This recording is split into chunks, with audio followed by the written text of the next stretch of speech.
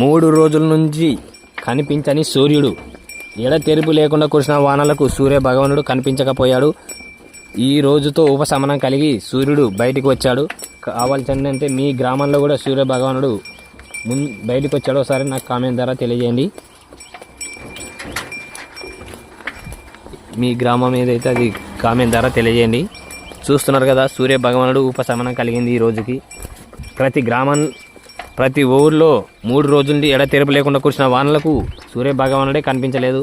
ఇప్పటికి ఉపశమనం కలిగింది. రైతులకు కూడా చాలా తీవ్ర నష్టాన్ని కలిగించింది వాన నుంచి. అందుకే ఈరోజు ఉపశమనం కలిగించడానికి వచ్చాడనుకుంటా.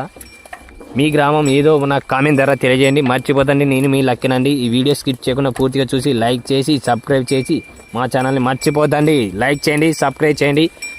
అలాగే మీ గ్రామం ఏదో కామెంట్ చేయండి ప్లీజ్ అండి. దయచేసి నేను మీ లక్కినండి. అందరికీ శుభోదయం అండి.